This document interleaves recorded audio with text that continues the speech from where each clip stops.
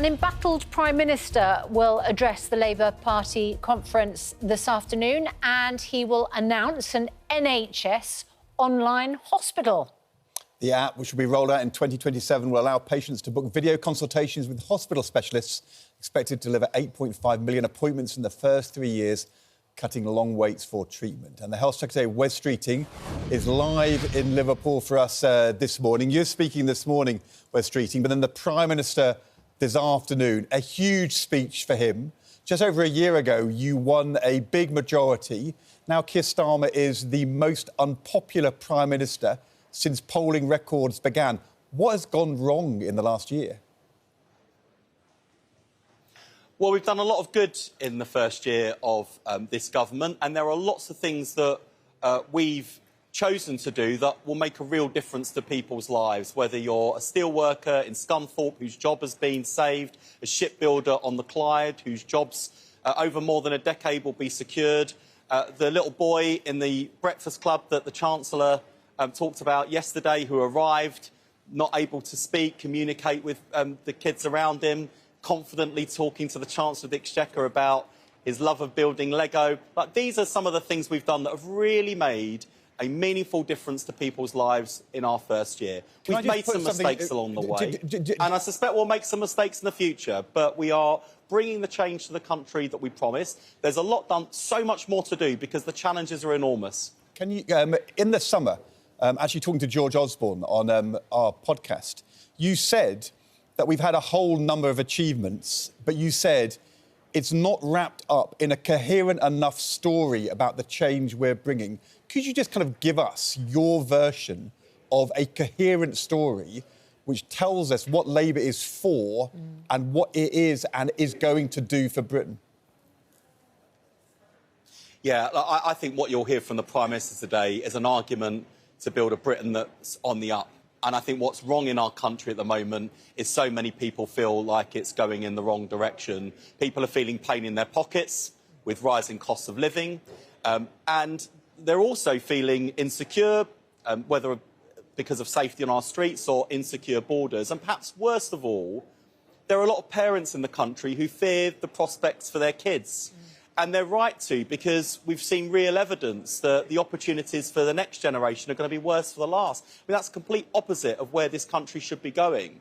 And what this country should be about, and what this Labour government is striving to build, is a country where whoever you are, whatever your background, you'll have the same security in life, you'll have the same opportunities in life as those from the most privileged backgrounds. And there are things that we have done in our first year as a Labour government that are about building that future. From the jobs we've secured, I mentioned the steel workers and the shipbuilders, whether it's the opportunities that we're providing for kids. I mean, 100,000 children lifted out of poverty through the expansion of free school meals. The action that we're taking, we've seen large numbers of deportations at our borders, but of course there's so much more to do. The challenges are enormous, they're wide, they're deep. But that's the challenge we signed up to, and we're up for it. Trouble is, he's historically the least popular Prime Minister in history. It's just not cutting through. You can list a whole list of what you think are your achievements. If the voters don't feel like you're delivering to them, it's not going to work, is it? Well, what I'd say about our Prime Minister is that he's a decent man with a good heart and good values. He wasn't born with a silver spoon in his mouth. He knows what it is to struggle. His parents experienced that struggle, so did he. And he has come into public service and he's come into politics because he wants to make sure that everybody in this country has a fair chance. And there are people like me sat around this cabinet table. But Wes Streeting, forgive me, he might be the nicest person in the world, but if he's a bad Prime Minister, that's what matters to voters. And at the moment, it's as if the government keeps telling people why they should feel better off, rather than people feeling better off. And we've got a budget coming down the line where people are just petrified about tax rises, that might go up, that you might tweak the wording again on the manifesto and break your manifesto commitments. Until you make people feel better off, you're not getting a message through about how good you are at government. But this is a Prime Minister who, when he set off for Washington to meet with President Trump, there were loads of people who were expecting, and in some cases hoping, that he'd fall flat on his face and fail. How does Instead, that make anyone he came feel back better off? with a trade help deal anyone for our pay their country. Well, you bill? asked the workers, Susanna, you asked the workers at Jaguar Land Rover how they feel about the fact that their Prime Minister went to Washington on their behalf and secured a trade deal better than any other country in the world that secured those jobs at Jaguar Land Rover. That's what this Prime Minister is about. He's not a showman, he's a statesman. He is there to deliver real change for our country, practical change that matters in people's pockets, people's livelihoods and people's prospects for the future. The problem is, that is why, whether it's the investment in our education or the action we've taken to secure jobs, we are fundamentally on the side of working-class people, not just so that they can beat the odds, but so that we can change the odds and shift the dial in favour of ordinary working people from backgrounds like ours, the most working-class cabinet in British history. The problem is, Wes Streeting, I mean, on Friday, going into the conference, his slogan was he wants a politics of patriotic renewal. I've got to say, I have no idea what that means. I think it's very unlikely that very many of our viewers will know what that means as well. And then he announced a policy for compulsory ID cards. I remember you being on this programme a few weeks ago telling us voluntary maybe, but lots of discussion needs to happen. These ID cards, very unpopular, not being talked about at all in the last 4 days. Why would you start the conference with jargon and a policy which nobody else seems to want to talk about? Well, on what the Prime Minister will be setting out today in terms of his vision, it is about building a brighter future for our country and making sure Britain's on the up again and making sure that people don't just hear that or see it, but actually feel it in terms of their own pockets, in terms of their livelihoods, the opportunities for their kids, the NHS being there for them when they need it, having the homes that we need. These are all things this government is doing, and these are all things this government is building towards. It will take time.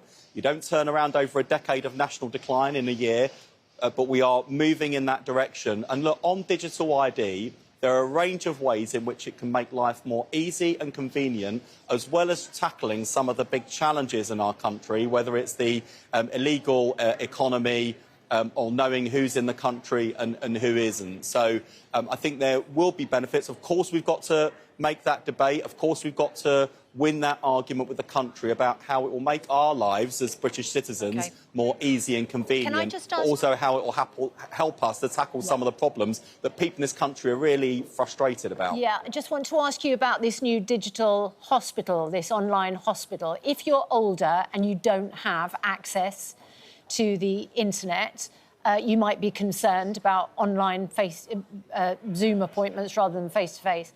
And also, how do you diagnose serious conditions when you're online with a consultant? Yeah, so I think I've got some reassurance for people watching who are in that position of thinking, well, I don't want an online hospital, I need to see someone face-to-face, that's better for me. By creating that extra capacity through an online service, 8.5 million extra appointments, we think, over a 3-year period, you free up capacity, not just for those who need to be seen face-to-face, but people who want to see face-to-face, because I believe very strongly in patient choice, different courses for different horses, and I might be happy being seen online, someone else might not be, and it's about giving patients choice. I think the other thing I'd just reassure people about is, of course, it's only for people with conditions that are safe and effective to be seen online. And the reason why we're taking this approach is it's been proven to work. In Southampton, they've taken this approach with chronic bowel inflammation. And that means that people are being seen faster, more conveniently, good for them, better for the NHS as well. If someone needs a diagnostic test or scan, you don't have to go to the GP, then to be referred into a hospital, then to be referred onto a scan. We can actually get someone seen very quickly online. They might need a test or scan, and they'll be sent to one of their local community diagnostic centres, which is more likely to be closer to where you live rather than to schlep a longer distance. So I think there'll be real benefits for patients. This is part of the wider modernisation.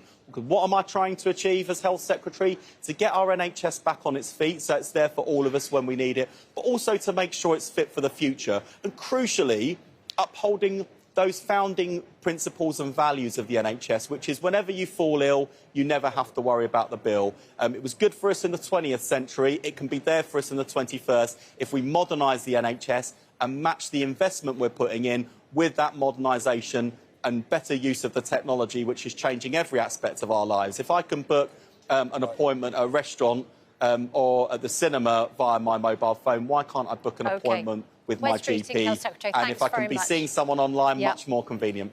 Thanks a lot. Thank you very much indeed.